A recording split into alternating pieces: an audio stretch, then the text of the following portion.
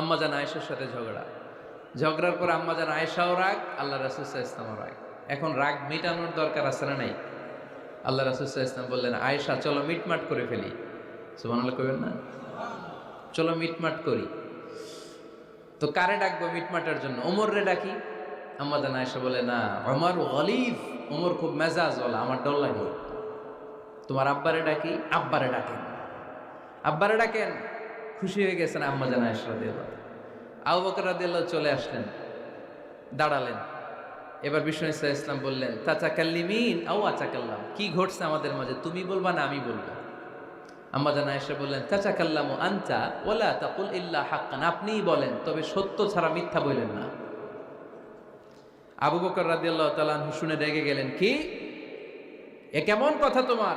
নবীকে উদ্দেশ্য করে তুমি বলছো সত্য ছাড়া মিথ্যা বলবেন না, নবী কখনো মিথ্যা বলবে নাকি? রেগে মেয়ের গায়ে মেরেছে এক চোর খেয়ে আম্মাজান আয়েশা উল্টে পড়ে গেলেন। সাইয়েদনা আবু বকর রাদিয়াল্লাহু তাআলা আনহু রেগে গড়গড় করতে লাগলেন, আবার মারার জন্য উদ্যত হলেন।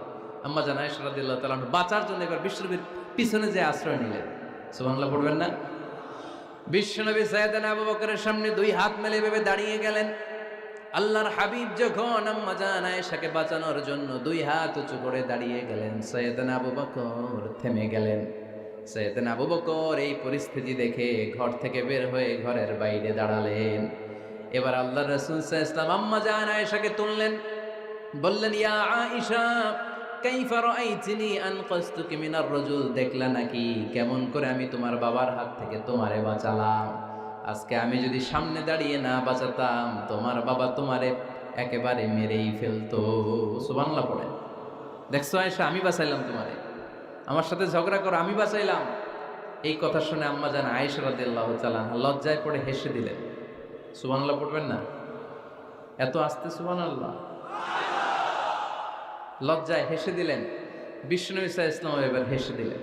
দুইজনের হাসাহাসি শুনে বাইরে থেকে আবু বকর রাদিয়াল্লাহু তাআলা আনহু হাসির আওয়াজ শুনে অবাক, কিরে এতক্ষণ যুদ্ধ এখন আবার হাসি কেন? হাসে দেখার জন্য সাইয়েদনা আবু বকর রাদিয়াল্লাহু তাআলা আনহু ঘরের ভেতরে ঢুকলেন। ঢুকে দেখেন আম্মাজান আয়েশাও হাসে, বিশ্বনবীও হাসে, সাইয়েদনা আবু বকরও হেসে দিলেন। আরশের উপর থেকে খুশি হয়ে গেলেন কে? এবার সাইয়েদনা আবু বকর বলেন, ইয়া রাসূলুল্লাহ, ইয়া হাবিবাল্লাহ, আশরিকানি ফি সিলমিকুমা কামা আশরাকতুমানি ফি হারবিকুমা। নবী গো, আপনাদের দুইজনের মধ্যে যুদ্ধ লাগলে যেমনি মিটমাট করার জন্য আপনি আমারে ডাকেন, আপনাদের এই আনন্দ ঘন মুহূর্তগুলোতে শরীক হওয়ার জন্য মাঝে মাঝে আমারে ডাইকে। সুবহানাল্লাহ পড়েন।